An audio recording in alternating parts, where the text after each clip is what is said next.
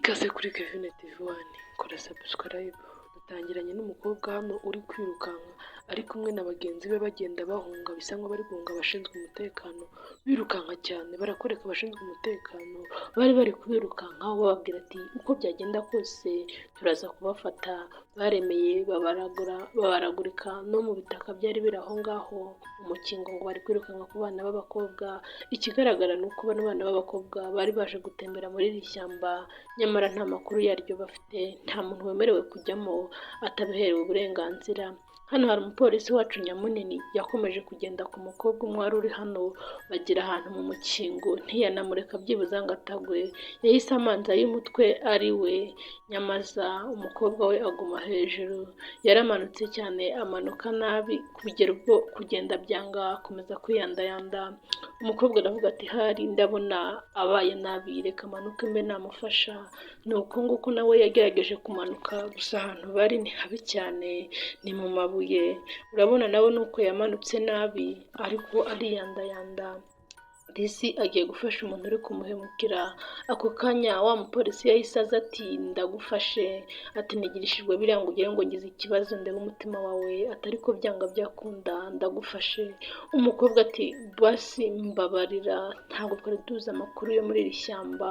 Umupolisi ati uko byagenda kose aka ni akazi kacu, ngomba kukwambika amapingu umbabarire kuko nanjye byamerera nabi cyane.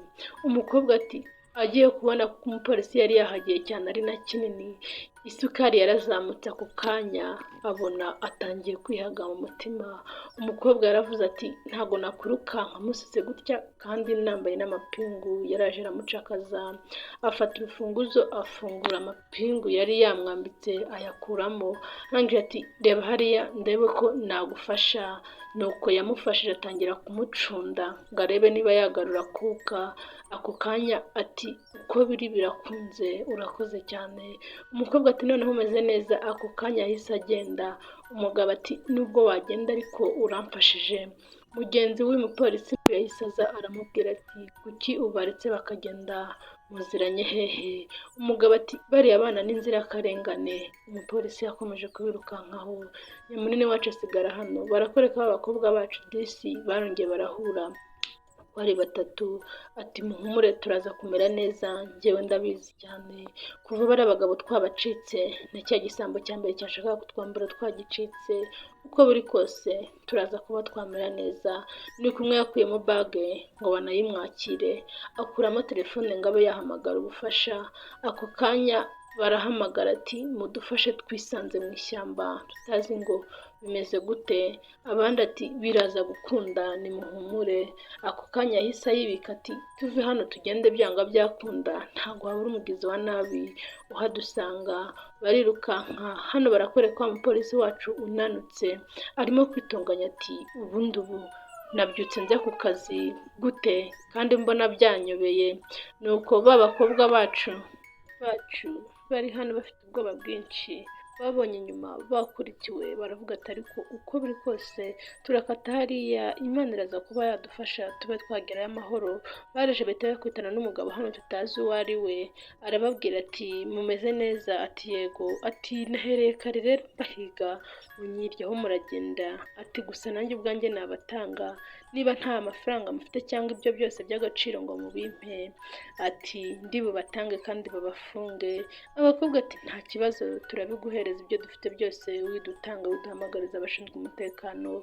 Uwa mbere ati nanjye ntabwo nabura icyo nguhereza. Undi ati reka nkuhereze amafaranga ariko ureke kuba wadutanga kuko n'ubundi nta cyaha dufite, uretse ko nta makuru twari dufite y'aha ngaha.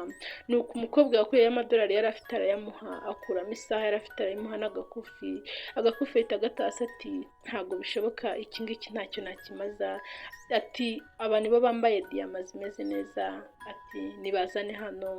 Arazica ati reka nzitware, nimwe mwabyizaniye hano muri iri shyamba. Ati kuko n'ubundi muramutse mutabishaka mwareba ibibabaho. Yahise akuramo ya mafaranga na twa dukufi ati ibi ngibi mbikenyereyeho. Baramubwira ati bitware ariko ntuze kuba wadutanga. Ako kanya arababwira ati nimugende. Akimara kubibabwira ahise haza abashinzwe umutekano, barabafata. Wa mugabo ajya kwirukanka, bahita bamufata nawe.